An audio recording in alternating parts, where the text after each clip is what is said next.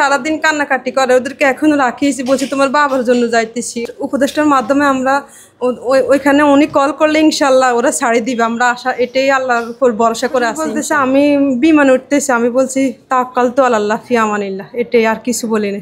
5 মাস কথা হচ্ছে না আর কি। যখন 30শে এপ্রিল বলছে আমি আসতেছি, 5টায় ফ্লাইট, কিন্তু পরে একবারে বলছে আমি আসতেছি, পরে আর কথা হয় না। আজকে 5 মাস চলতেছে। এখন আমার শ্বশুর শাশুড়ি সবাই অসুস্থ, কান্না করে, আমার বাচ্চারা সবাই ওর বাবার কথা বলতেছে, কিন্তু কোনো খোঁজ খবর পাইতেছি না, কথা বলতেছে না, আমরা কোনো মাধ্যমে কথা বলতে পারতেছি না। ওইখানে আমার বাইরে আছে, বাইরে গেছে, কিন্তু কোনো যোগাযোগ করার চেষ্টা করতেছে, মানে পাইতেছে না। সিআইডির কাছে গেছে, সবার কাছে গেছে, প্রায় 1-1.5 লাখ টাকা ওইখানে খরচ করছে, পারে না দেখা করতে। ওইখানে কোনো দেখা করার সিস্টেম নেই, কারণ ওটা ওখানে হাইড করে রাখে ওরা। এটা এমন একটা আর কি। আমাদের ব্যবসা প্রতিষ্ঠান সব কিছু শেষ, ওইখানে আমাদের বিজনেস ছিল।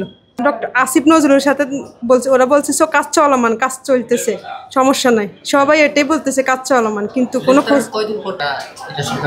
আমরা গ্রেপ্তারের প্রায় মানে আমরা তো জানি না কোথায় আছে, পরের দিন শুনছি রাহেন ভাই যে আসছে, ওনার মাধ্যমে সব কিছু শুনছি। উনি আর কি বলতেছে জেলে অনেক কষ্ট পাইতেছে, এখন টাকা চাইছে, টাকা দিতে বলছে, পাইতেছি না। অন্য লোকের মাধ্যমে, আমার হাজব্যান্ডে অন্য লোকের মাধ্যমে বলছে জেলে কষ্ট আছে, টাকা চাইছি, কিন্তু দিতে পারতেছি না, কারণ ওনারা আইডি একটা কার্ড দেওয়া হয় জেল থেকে, ওনারা এখনো কার্ড দেওয়া হয়নি।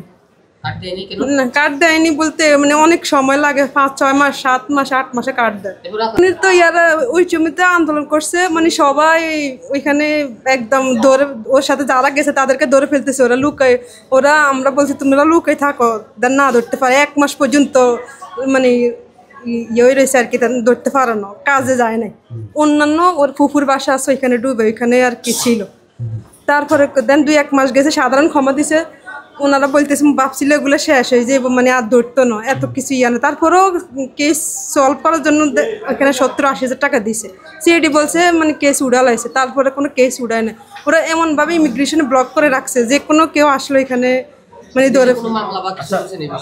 কয় বছর পরে আসার সময় গ্রেফতার করা হয়? 3 বছর। সারাদিন কান্নাকাটি করে, ওদেরকে এখনো রাখিয়েছি, বলছি তোমার বাবার জন্য যাইতেছি। ওরা না আমার ছোট, একটা 6 বছর, আর একটা 2-3 বছর শেষে 4 বছর চল এর কি। ওরা কান্না করে সারাদিন, কিন্তু আজকে 5 মাস ওদের পড়ালেখার খরচ কিছু চালাইতে পারতেছি না। আন্দোলন থেকে আসি বলে আমরা আন্দোলনে গেছি, সবাই ধরতেছে আর কি। আমি লুকাই রয়েছি, আমি মানে এমন জায়গায় আছে আমার ধরতে পারতো না, টেনশন করবো না।